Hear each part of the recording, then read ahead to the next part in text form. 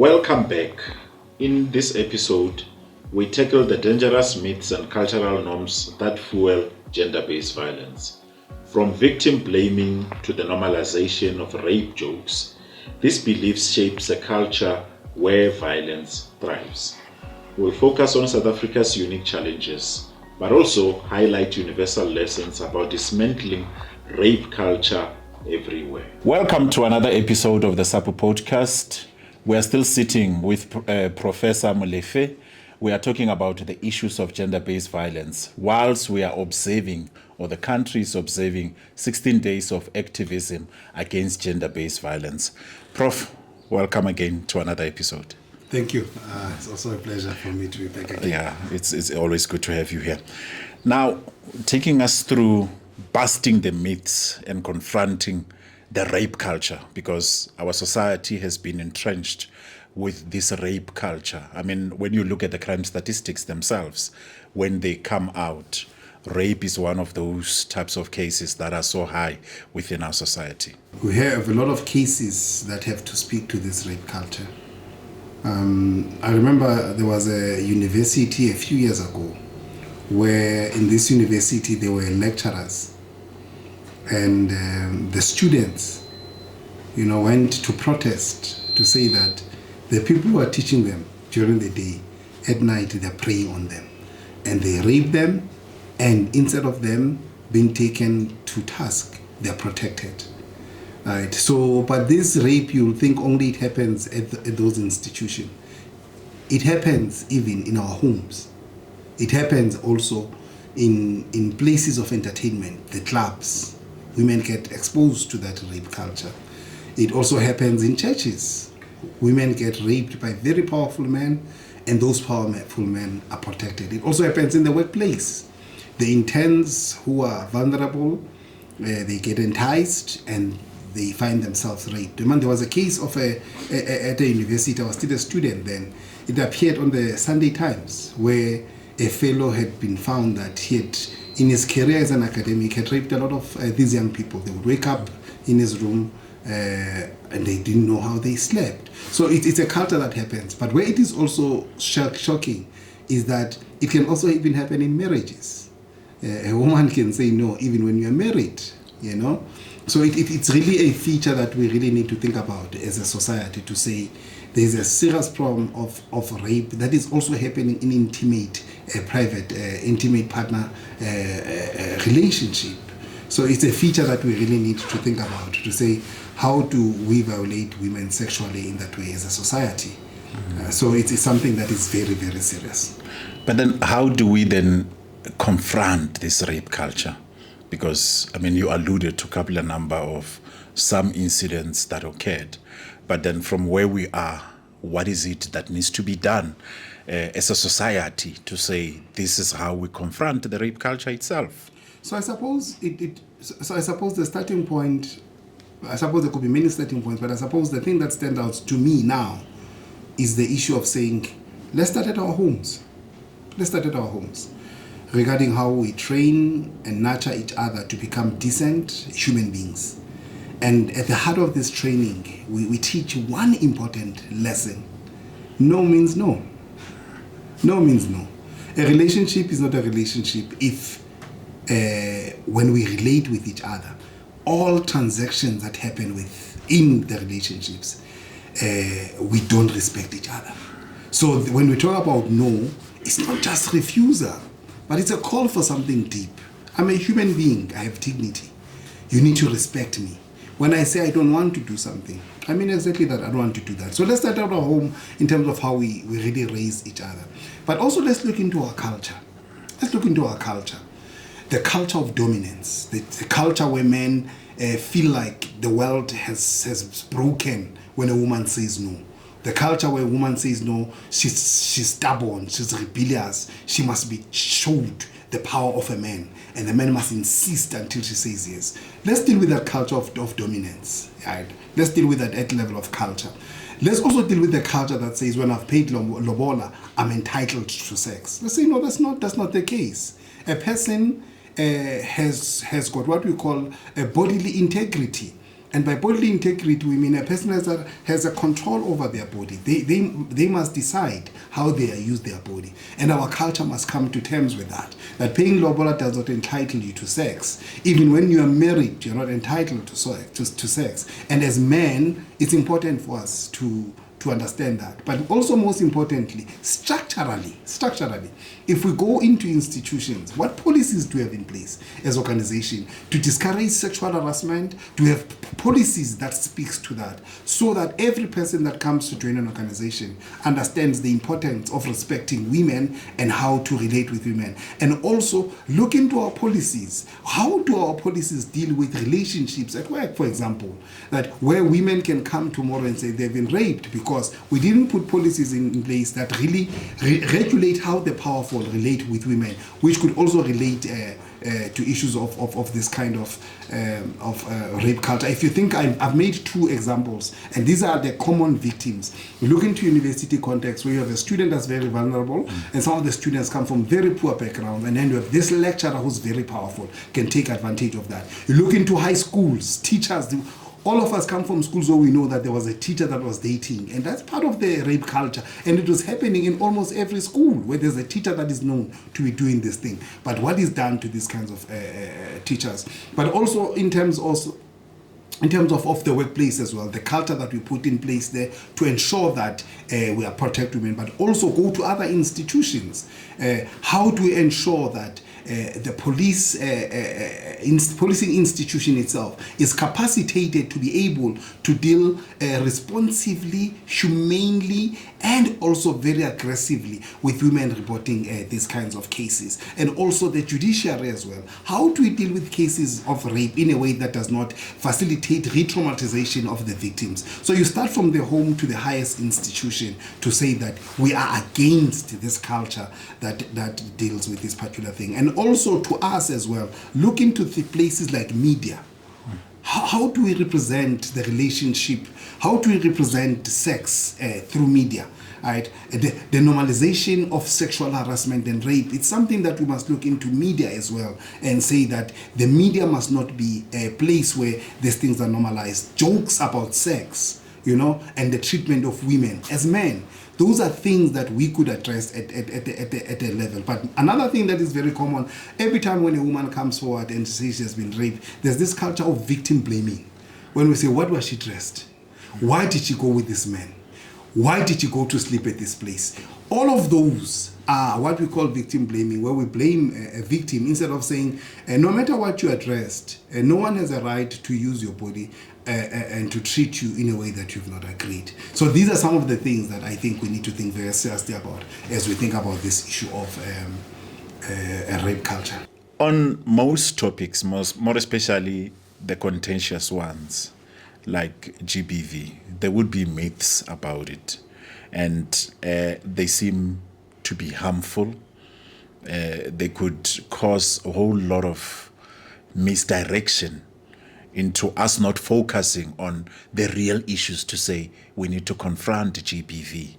But maybe let me just check with you to say, what are myths about GBV? And then what harm does those types of myths cause to the society at large, more especially to the victims? And also, doesn't that give power to the perpetrators of gender-based violence? Yes, thank you. So when we're talking about myths, we're talking about things that are commonly believed by people to be true, which in actual fact are not true. And they are part of every society and culture. But in some instances, they may not be harmful. But in the case of gender-based violence, we need to be careful because they can be very, very harmful. So there are several of those myths that we live with as a society. So the first myth is that gender-based, there's a lot of them. Right? In the book, I talk about 10 of them.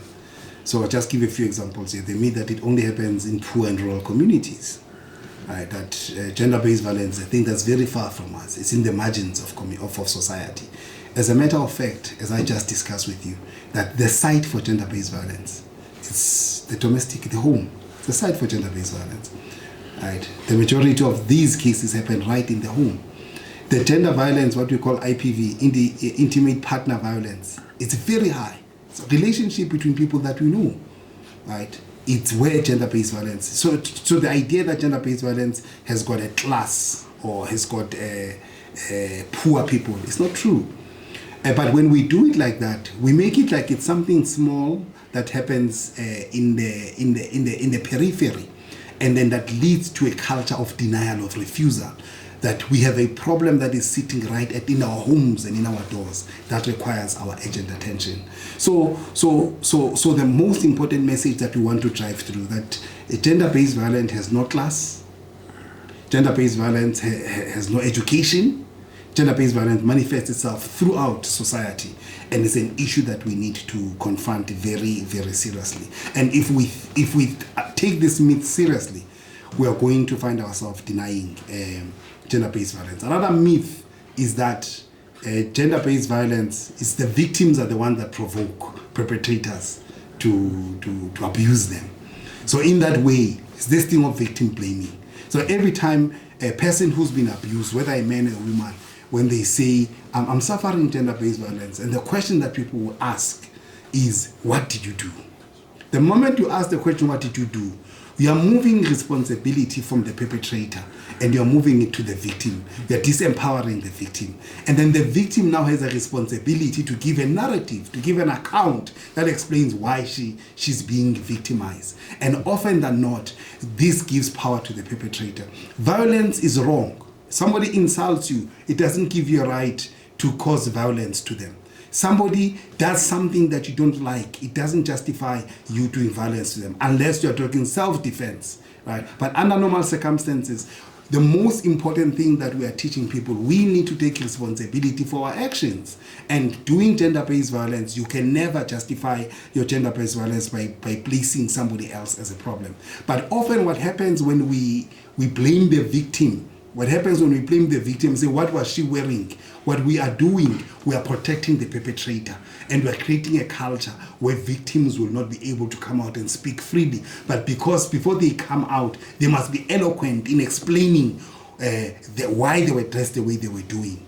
Right? And it creates a serious problem. So another myth that we need to deal with is the myth that the perpetrator is actually the victim, when in actual fact the perpetrator is a perpetrator, right? No amount of provocation can justify why another person raped a person who was wearing a mini skirt, and that is why I raped you.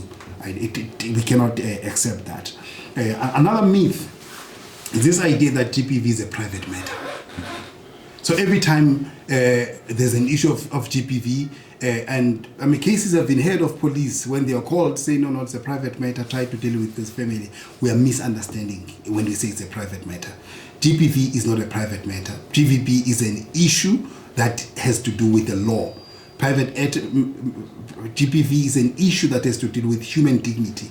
Our constitution is very clear that one of the things that we want to protect is the dignity of every citizen that is in this place. Every person that's in this place is supposed to be protected by our law. But the proportion of gender-based violence has made it not just an issue that we must worry about beyond just a private matter. It's a public health concern. It's a public health concern. And the public health concern means that we must come with public policies that will run across different institutions to deal with this particular issue. Because it's a pandemic. It's an issue that is affecting us as a society. And a lot of people don't understand how this thing is affecting us. The minute you have a victim of gender-based violence, right, this person, if it's a person that's employed, it has got implications for the economy. They won't be able to go to work, that particular. And when you have it at a large scale, it tells you the cost that GBV has on the economy. But also, it tells if this person has to go see a psychologist or go to a public hospital, it's a cost also to the health system. Where's at the proportions that is happening to us? So it is not a private matter. It is a social matter. It is a legal matter. It is a cultural matter. And it's important then for our cultures to be ready to tackle this issue at that level. It's important also for our law enforcement agencies to tackle this matter at that level. It's important also as families also to tackle this matter at this level. So it's a myth to say this is a private matter. I really like what you are saying, to say gender-based violence is not a private matter, because I think that is one of the issues which are playing a role in exacerbating the issue of gender-based violence within our society. This person suffered a lot, And then when they come out to say, this is what has happened to me, I need assistance, I want somebody to be held accountable. But they get to be blamed to say, what is it that you have done? I think indeed we need to please take us through even more on how can we deal with it, because from where I'm sitting, I can really feel, how it really affects the victims negatively. So the key issue that we need to think about, often you find that the victims are powerless, but the perpetrator is powerful. And already there, you've got the system that creates silencing. Often, even those that at first get the report, the first instinct they have is that this is going to cause shame to the institution. And if you think of a church context, here is a pastor who has raped a girl. The pastor is the face of the church. The pastor represents God. And people don't want to lose members in their church. So the first instinct is to say, no, this is a private matter. Let's also try to see how we deal with this issue privately. And then the girl is approached. And when the girl is approached, she'll be asked questions that suggest this victim blaming. Right? Why did you visit the pastor privately, knowing that the wife's pastor is not there? You see that question, right? And a person who visits the pastor often will find that the pastor invited the person. But also remember, the pastor-member relationship, it's a relationship of trust. This is a person that is leading you to God. And then when you go to them, when they call you at any time of the day, you are not panicking because you are thinking you are going to someone who's like your father, who's your spiritual leader. So your guards are low.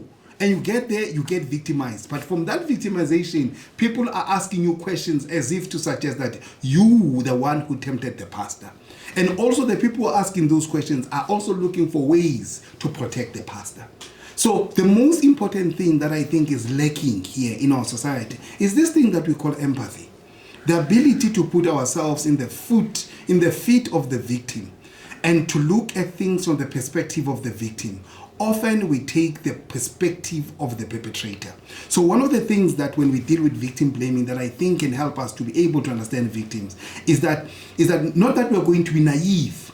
We're not going to be naive, but we're not also going to look into the power imbalances between the pastor and this young girl. And most importantly, the pastor already has a platform, already is powerful, already has got the grammar, the language, can manipulate the church boards and all of that. The young girl has got no church board.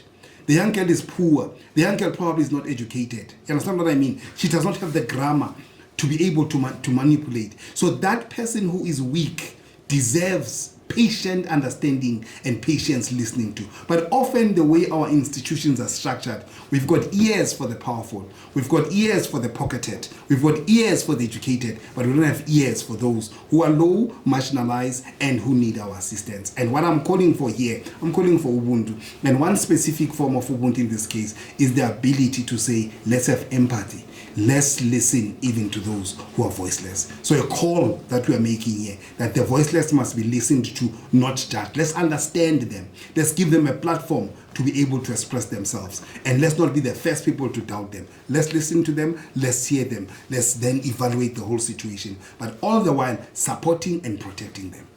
It's important for us to go to look at what role can men play in dismantling rape culture. I mean, you unpacked rape culture, the entrenchment thereof, on how the entitlement man has. Some men do have to say, you know what, I'm entitled to this and that. And in dismantling this rape culture, how do we do it? Yes. Look, thanks a lot. So just like, gender-based violence is really entrenched by factors that we've already mentioned. So there are specific things that we could do, particularly as men, to really try to deal with this issue. The very first one is an issue of the issue of advocacy. Issue of advocacy. And by that I mean we as men can become voices that speak against rape wherever it appears.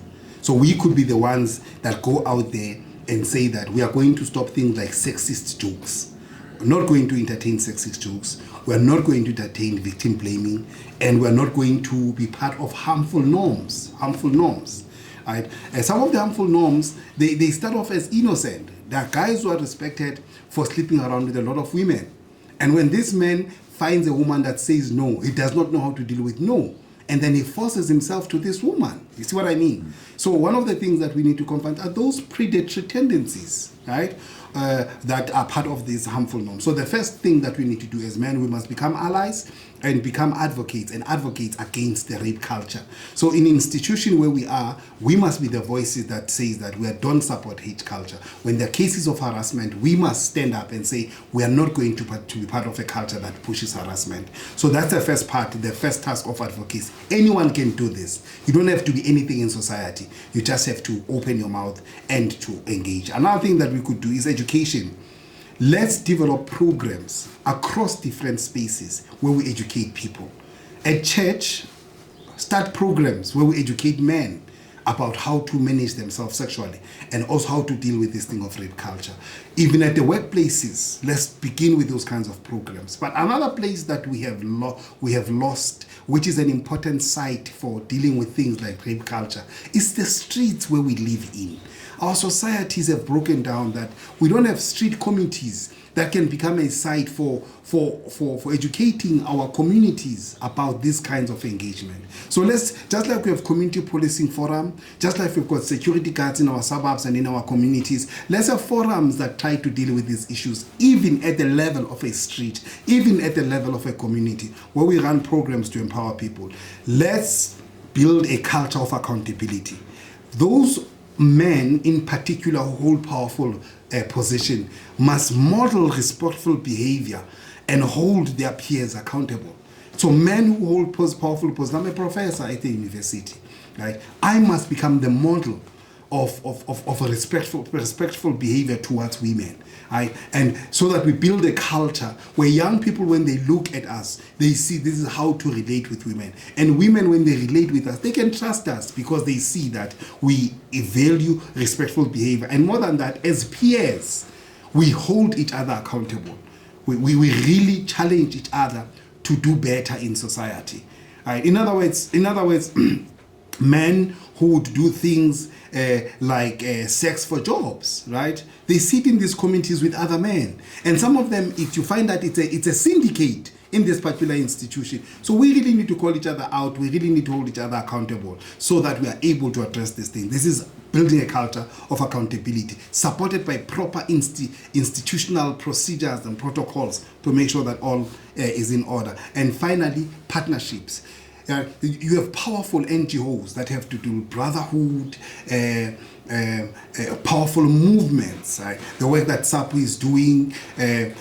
All of these means that let's come together so that we work together to address this particular problem. Let's bring our mouths, let's advocate, but let's bring our resources. Let's bring everything that we have so that we fight this particular thing. So I'm suggesting 4 specific things: advocacy, education, accountability, and partnerships to fight this issue of this culture.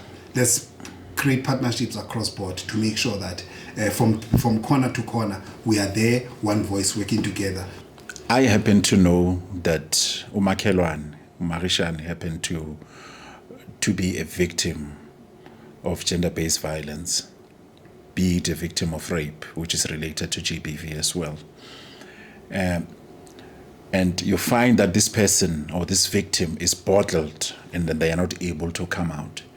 I think, as we know, you have said yourself that the home setup, it is the one where most of these crimes are happening. So taking it to an individual level to say, activism, how can it be upheld in order to assist?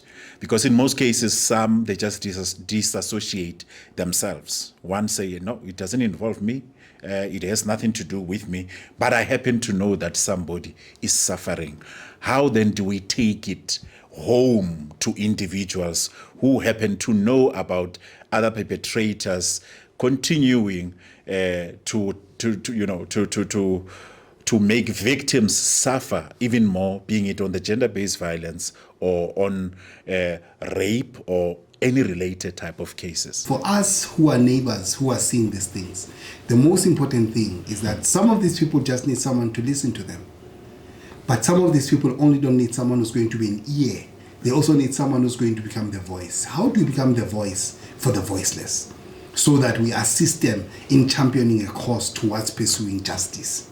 right? Because some of the issues that are facing some of the people who are powerless and voiceless, we as neighbors can become a voice to open this conversation, to say, I have that this has happened and I've got this person's authorization to come raise this issue, whether at a family level, whether at a street level, whether at the level of engaging social workers to get help, whether at the level of a clinic, whether at the level of a police station, to say that here is a victim, they are powerless, they don't know what to do. So I think one of the most important things that we must become allies and friends of victims, right? So that victims have a voice even when they are voiceless, and victims have an ear even when they do not have someone to listen to them. That is very, very important. And importantly, let's share details on this podcast of where people can get this kind of help, because there are a lot of people who are victims who don't know where to go. And let's make that information freely available to them so that they can find help. And let's avail ourselves as well to become those ears and those voices that can speak change to people's lives. I think moreover, it starts with revolution against gender-based violence, where, you know, as an individual, we don't become the perpetrators, because I think it starts with us. I suppose that's a very important point that you're making, that often we'd like to point to other people's doors. Often we like to, and that powerful inscription in the Bible that says, before you look into your brother's eye, look into your own eye. And I've always said this. I've heard of cases of people who killed people, cut them to pieces. I listened to the case, and a lot of people say, this guy is a monster, this guy is evil. At the time I was sitting back and I said to myself, if a normal human being born of a woman, like I am born of a woman, who walks the streets that I walk, who wears clothes like I do, who eats every day like I do, who goes to institutions that I can do this, what makes me think I cannot do it? So I don't think that there's something special about me, but it meant to me, let me take extra caution so that I don't fall in the same trap. We must never exceptionalize ourselves and think that we can't be abusers. We must never do that. And we must never think that we can't be evil and do evil things to other people. And that calls for a different kind of consciousness, that we must have caution even about ourselves, because we can do anything that any other human being can do. Don't forget, all of us seated here, we're not angels. Understand? We also know our tempers. You know, we also know our weaknesses. So the call of this, what you call a revolution, is very important. As part of personal reflection and personal development, we must never think that there are men that are evil and now we are good. We must see ourselves as potential or actively part of the problem, so that we can learn how to manage ourselves, so that the change we want to see in the world is a change that we expect from ourselves. I am the change that I want to see in the world. I'm the voice that I want to see in the world. I'm the ear that I want to see in the world. It begins with me. I'm the first man that's going to raise his hand to say, I know that I can do this. Or some of us can say, I know that I've done this. But how do I become a different man going forward, so that I fight against gender-based violence? I fight against the rape culture. It stops with me. If I can't stop any other person, let me stop myself. Myths are powerful, but they can be broken. Rape culture survives when silence and complicity prevail. As you leave this episode, ask yourself, what are harmful beliefs that I've heard or even repeated, and how can I challenge them?